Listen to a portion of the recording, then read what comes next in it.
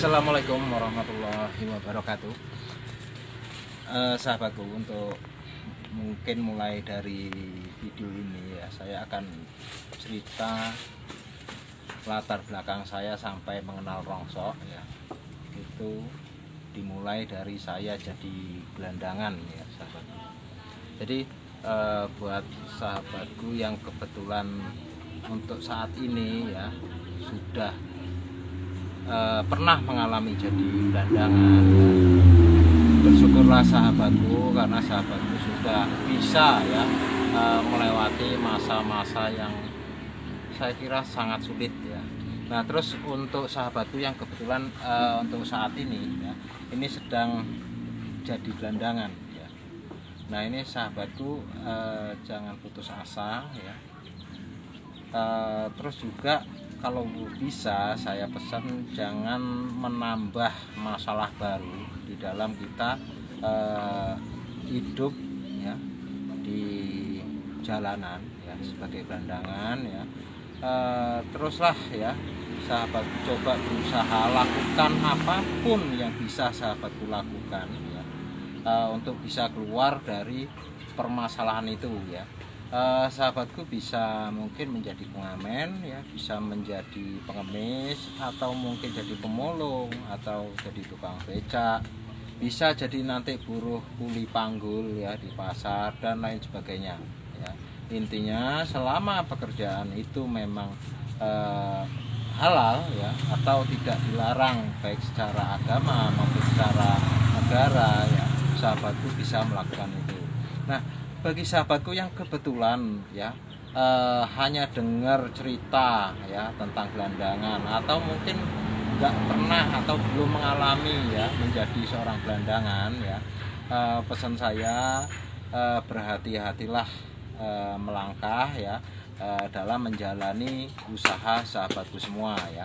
Karena apa? Jadi gelandangan itu nggak enak sama sekali. Nah, sahabatku, untuk gelandangan ya, gelandangan yang mungkin pernah kita lihat atau mungkin kita sendiri itu merasakan ya, ini latar belakangnya banyak sekali ya sahabatku ya.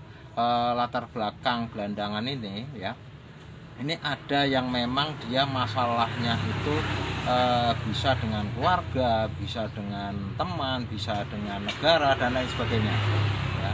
Jadi biasanya kalau gelandangan itu pindah dari desa ya, dari desa keluar ya, terus ke kota ya, dalam rangka mungkin menghindari masalah ya, menghindari masalah. Nah, masalah itu bisa jadi ya, berdasarkan pengalaman saya ya, ada yang kebetulan misalkan dia usianya sudah lumayan lanjut ya, sudah lumayan dewasa lah bisa dikatakan begitu. Sementara teman-teman bermainnya di situ, di lingkungan situ sudah pada berkeluarga ya. Terus ya dia bingung di situ ya, mungkin merasa malu, sering diajak kapan nikah dan lain sebagainya ya. Terus juga nggak ada teman bergaul lagi ya. Terus sudah gitu memang nggak punya pekerjaan ya, dimarahin orang tua, akhirnya pergi dari rumah jadi gelandangan ya. Ada juga yang jadi gelandangan karena faktor ini ya, mental ya. Jadi agak ini ya, agak terganggu lah secara kejiwaannya ya. Ini hidup di jalan ya karena nggak diurusin sama keluarganya ya. Terus akhirnya keluar dia dari rumah ya, akhirnya kesasar dan akhirnya hidup di jalanan ya. Ada juga ya gelandangan itu yang menghindari dari kasus-kasus atau masalah-masalah hutang piutang ya. Pergi dari desa ya karena punya utang banyak ya, ditagih dia belum bisa membayar, akhirnya pindah ke kota ya. Ada juga yang paling ini ya, jadi gelandangan karena kasus-kasus kriminal ya, kasus kriminal ya. Mungkin dia di desanya situ melakukan kejahatan dan sebagainya, akhirnya hidup di jalanan ya, jadi gelandangan. Jadi itulah ya kira-kira penyebab ya, penyebab orang itu menjadi gelandangan. Jadi kalau yang saya ketahui ya, karena saya cukup lama ya hidup di jalan, saya jadi gelandangan itu cukup lama.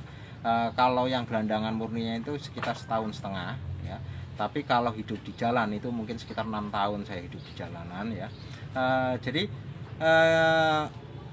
gelandangan yang selama ini kita anggap rendah ya, kita anggap sama rata ya, mungkin karena wah orang nggak beres semua ya. Nah, ini kadang-kadang ya di jalanan itu sebenarnya secara pendidikan ya, banyak sih orang-orang di jalanan itu yang memang sebenarnya punya pendidikan tinggi ya, punya pendidikan tinggi ya, hanya karena memang dia punya masalah di kampungnya seperti yang saya sebutkan tadi, masalahnya ya bisa karena nganggur ya, dipecat dari kerjaan, terus dimarah orang tua dan lain sebagainya, akhirnya pergi ya, ada yang masalah kriminal, ada yang masalah hutang piutang dan lain sebagainya. Jadi kompleks sekali masalahnya. Tapi kalau secara pendidikan ya, secara intelektual, secara pengetahuan sebenarnya dia nggak kalah, hanya kebetulan ya di saat itu dia nggak ketemu solusi untuk mengatasi masalah itu ya, jadi dia hanya bisa menghindar ya, menghindar di kota. Sementara di kota ya, kalau misalkan kita nggak punya keluarga atau nggak ada tempat yang dituju, akhirnya kita kesana kemari ya tanpa arah dan tujuan ya.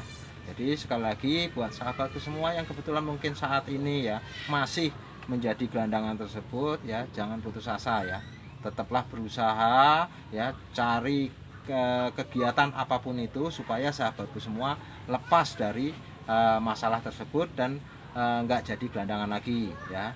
Sekian, untuk berikutnya saya akan membahas masalah suka duka menjadi gelandangan ya. Mudah-mudahan apa yang saya ceritakan ini bisa menjadi inspirasi atau sedikit pengetahuan bagi sahabatku semua ya.